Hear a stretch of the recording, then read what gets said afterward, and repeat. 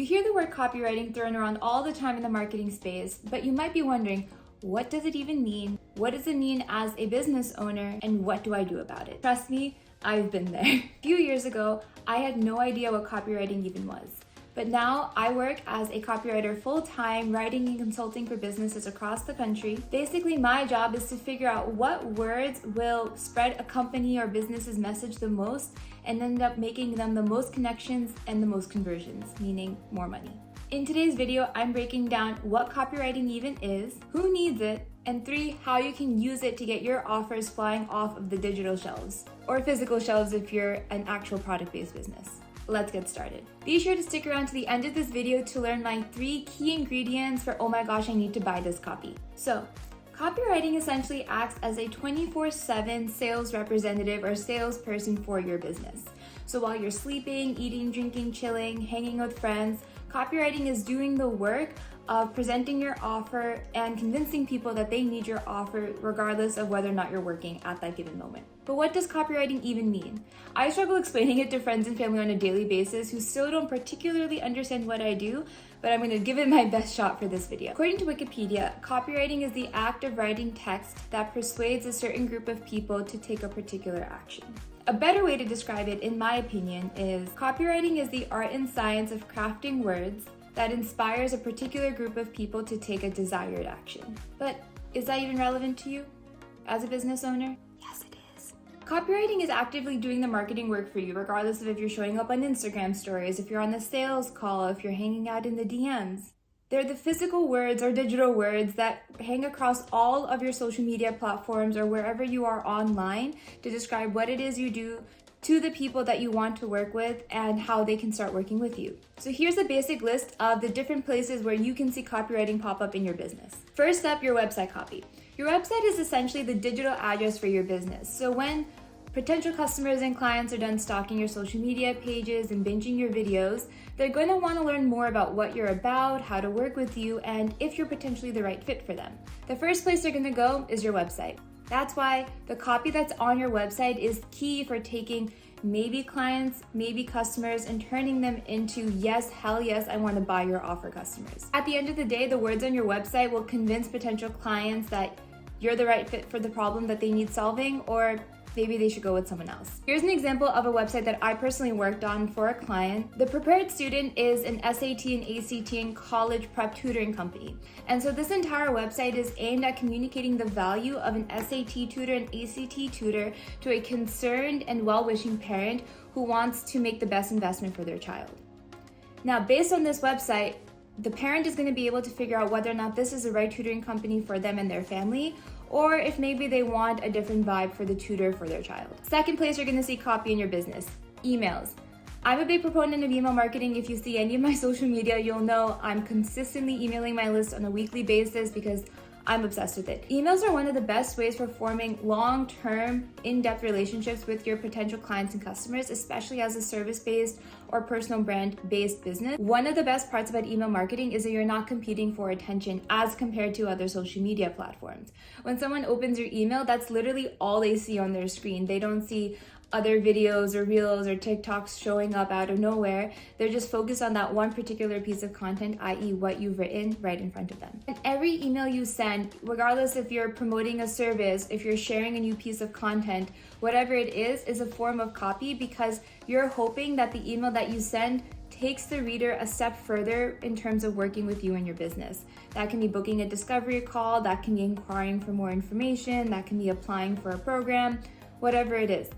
And PS, to join my email list and get freshly baked copywriting tips right to your inbox every single week, you can download my free resource, 111 hooks and headlines for your next blog, caption, or email by clicking the link in the description box below. So I'll see you there. All right, back to the content. All right, number 3, the third place where you'll see copy in a lot of businesses, sales pages. Sales pages are the stereotypical thing that a lot of people think about when they hear the term copywriting, and we often picture those long form sales pages that are selling a $997 product or a $2997 product or something like that. And that's for good reason. Sales pages are really effective at tackling any and all questions, objections, and benefits that a particular product, often a digital offer, has, And a lot of analytical buyers, which is one of 4 buyer personalities, they love long sales pages. They love analyzing every single word. They love figuring out, is this right for me? Is it? And fun fact, traditionally, this isn't always the case, but traditionally, length of a sales page is proportionate to the price of the offer. The higher the investment, usually the longer the sales page. This isn't always true, but in the 4th place where you're most likely to see copy in your business or in a lot of other businesses, Facebook ads. When we think of Facebook ads, we often think about the images that come up when we're scrolling around our Facebook page, but the copy that comes up above the image, the Facebook ad copy, is a really popular place for businesses to share more about their offers with people that they really want to communicate the benefits to. Like I said, copywriting acts as a 24/7 sales representative for your business and tons of other businesses. Now that we've established that copywriting is the art and science of crafting words that inspire a desired audience to take a desired action, what businesses does copywriting even apply to? The short answer, every business needs copy. The long answer, every freaking business needs copy. From your website, to your emails, to your sales pages, to your ads, to your product descriptions, even to like blog posts, even to the words written on the buttons of your app or on the buttons across your website. All of that is copy. So yeah, I believe that copywriting has a place in every business. All right, now that we've established what copywriting is and that it applies to literally every single business, how can you get started writing your own copy as a business owner? Whenever you write any piece of copy, there are 3 ingredients that I always recommend you try to incorporate for maximum impact.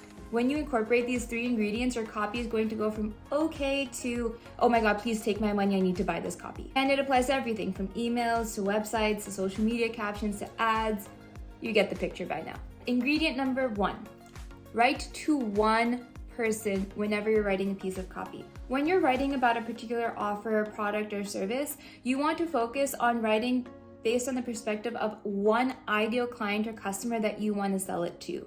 You want to focus on what their particular needs are in that moment, where they are in their business or their life based on how you want to help them. And then you want to paint the picture of the one transformation your product, service, or offer will help them achieve once they invest with you. When you try to write for everyone, you end up writing more generically. Your copy is vague, it's ambiguous, people don't really connect with it because you're just trying to make everyone happy. Details make your copy rich. So before you start writing, ask yourself, who specifically are you writing to? And 2, what will your product, service, or offer help them accomplish? All right, ingredient number 2, benefits, benefits, benefits, and more benefits. There's a common saying in the copywriting world where you want to focus on the benefits of a particular offer beyond just the features of that particular offer. And this holds true. So here's an example. Let's say you're selling a laptop, and this laptop has this new innovative processor that makes it super, super fancy. As a non-techie, that's as specific as I can possibly get. Anyway, let's say the product descriptions and the copy around this particular product hype up these really advanced technical things. Literally, I don't know why I chose a laptop as my example. If you're only focusing on the technical details of the different things you use to build your laptop, how fast it is using like technical jargon, you're gonna leave a big segment of the population out, and you're also just going to confuse a lot of readers who aren't that interested in what your product has. So let's use this processor as an example. If your laptop has this really fancy, super fast processor, so what? Like, why should I care? Especially as someone who's a non-techie, I always look for the but why or so what answer to my questions, especially when I go and buy the latest iPhone and it seems to be the exact same as my latest one and it's... Anyway, answer the question of why that matters. So does a particular processor mean that pages will load faster? You can get more work done in less time. You can process larger files without having to buy an external hard drive. You can download larger files for video editing. Is it specifically helpful for gamers or designers who tend to have larger files to have to deal with and shuffle around their laptop? Every time you share the how or the what behind a product, you want to share the why, which is another way of saying, instead of just focusing on the features of like what your product comes with, focus on the benefits of why those features matter in the first place. All right, the 3rd ingredient, social proof is always a good idea. Social proof is essentially any third-party account, review, or testimonial of your particular offer, your services, of your business. And it can vary. You can get proper or formal testimonials where someone like types an entire paragraph to you, Or even simple things like if someone DMs you about how they really loved working with you or how they bought something from you and they really enjoyed it. If someone sends in a video testimonial, that'll count as social proof. Screenshots of people sharing your stuff on their Instagram stories, all of that counts as social proof. And I recommend sprinkling it literally everywhere, at the bottom of emails, throughout your sales pages, featuring them as posts on itself in your social media game. And an easy hack for this that I love using as a copywriter myself is after you're done working with someone or after someone has bought from you, create a system in your business to get feedback from them 1, 2, or 4 weeks later, whatever works for your business model. Create a feedback form that's really easy to fill out that you can just email to people. You can create like an email template. It can all be automated. And it'll just remind people that they can share feedback with you on the particular offer that they invested in. Phew, that was a lot. All right, now that we've reached the end of the video, let's do a quick little recap. We've gone over what copywriting is, who copywriting impacts, and the 3 ingredients that will take your copy from okay to oh my god, I need to buy this copy. If you found value from this video, I would love to see you around these parts of YouTube again. So please consider liking and subscribing so that you get the latest copywriting tips right to your YouTube subscription page every 2 weeks. And be sure to be on the lookout for my next video, which is how to write emails that have a high open rate. And PS, if you want more daily copywriting tips, you can always follow me on Instagram and TikTok at It's Alina Amir. Chat soon. Bye.